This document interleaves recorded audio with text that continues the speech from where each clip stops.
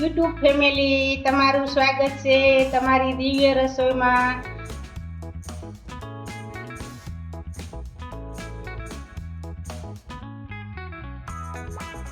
આજે આપણે બનાવશું ઔષધિમાં અતિ ગુણકારી સરગવાના પાંદના ભજીયા.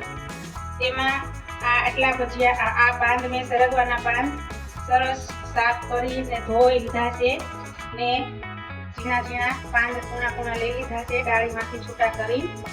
ને આજે આપણે તેના બનાવશું સરગવાના પાંદના ભજીયા. ભજીયા બનાવવાથી ઘરના બધા સભ્યો ખાઈ શકે છે અને બહુ જ ગુણકારી છે. દૂધ, દહીં, લીંબુ કરતાં પણ અતિ ગુણકારી છે તે ભજીયાના. આ સરગવાના પાંદને આપણે ઝીણા ઝીણા મેથીના પાંદને કેમ આપણે ભજીયા કરીએ મેથીના, એવી રીતે ઝીણા ઝીણા સમારી લેવાના છે પાંદને.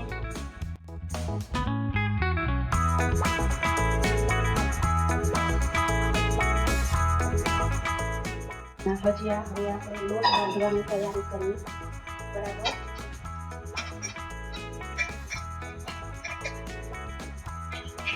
એમાં નાખશું મીડિયમ તીખા મરચાની કટકી, પછી આખા ભાંગી વરિયાળીનો ભૂકો. વરિયાળી પણ ટેસ્ટમાં બહુ સરસ લાગે છે.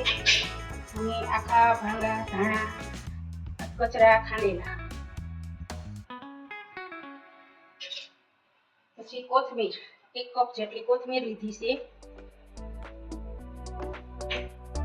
અને આદુ મરચાની પેસ્ટ,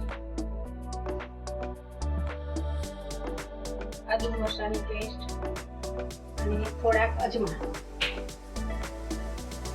એમાં હાથે ક્રશ કરીને આમાં નાખવાના છે નમક, સ્વાદ અનુસાર મીઠું, થોડી હિંગ, 1 કપ 1.5 કપ જેટલું બેસન. જેટલા આપણા ઘરમાં સભ્યો હોય એ પ્રમાણે જરૂર પૂરતું બેસન. હવે આપણે ભજીયા બનાવવાનું બેટર તૈયાર કરી. બરાબર, આમ પહેલા બધું મિક્સ કરી લઈ અને ઘરના સભ્યો હોય એ પ્રમાણે આપણે ભજીયા બનાવવાના. થોડું પાણી નાખીને બેટર બનાવી.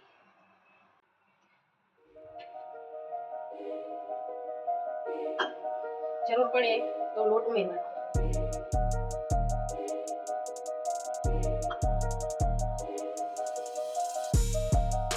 આમાં સરગવાના પાનમાં વિટામિન ભરપૂર હોય છે.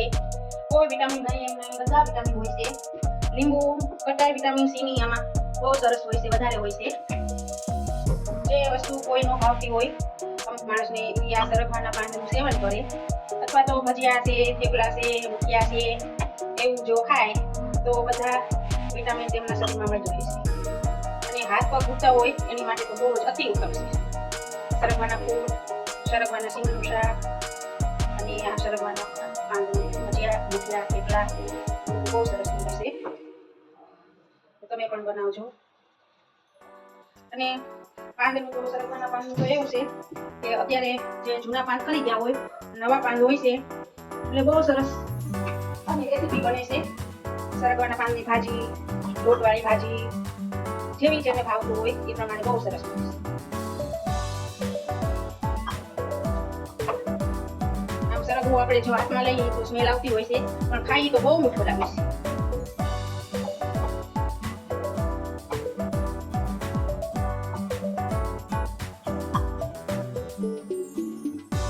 અમે ઘરમાં 3 સભ્યો છે તો 3 સભ્યોને થાય એટલા ભજીયા લોટ બનાવ્યું છે. તે શરૂ કરતી તેલ આવી જાય બસ, પછી આપણે સોડા ઉમેરશું. બેટર ડોવાઈ ગયું છે અને તેલ પણ મૂકી દઉં ગેસ ઉપર કરવા માટે ભજીયા. હવે આમાં આપણે નાખીએ સોડા એક્ટિવ કરવા માટે લીંબુનો રસ.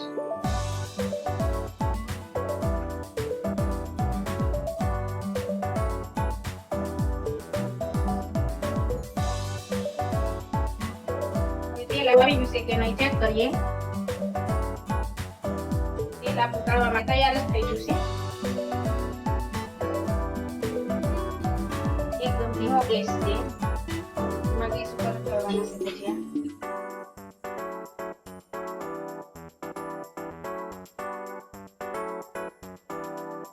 આમાં જેટલા અમાય એટલા આપણે મૂકી દઈએ ભજીયા તળવા માટે. બહુ સરસ બને છે, ફૂલીને ગળા જેવા છે.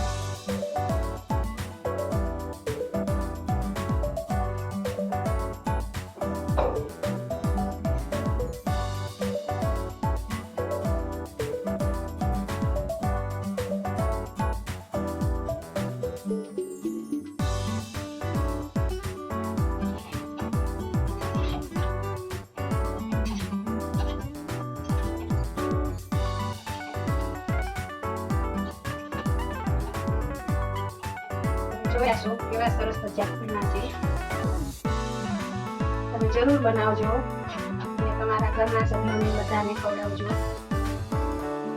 મેથીના ગોટાને પણ તમે ભૂલી જશો કેવા સરસ ભજીયા બને છે.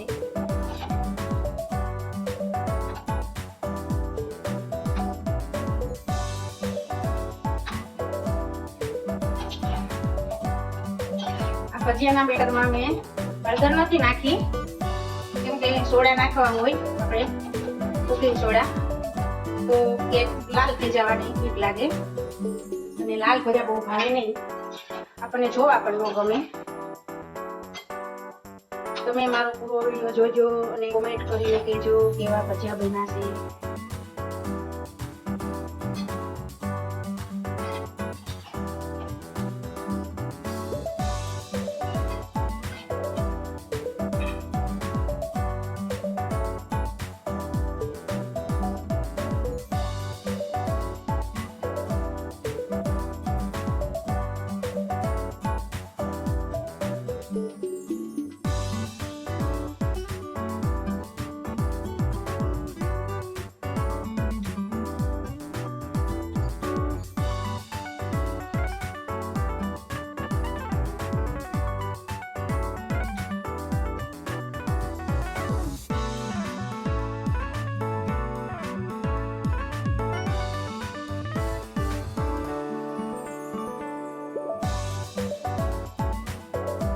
આપણા સરગવાના પાંદના અતિ ગુણકારી ભજીયા.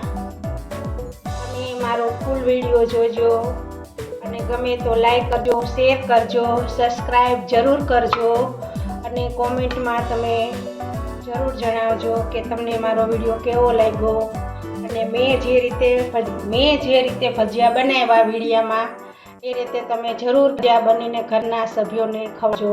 હાલો, જય શ્રી કૃષ્ણ, જય માતાજી.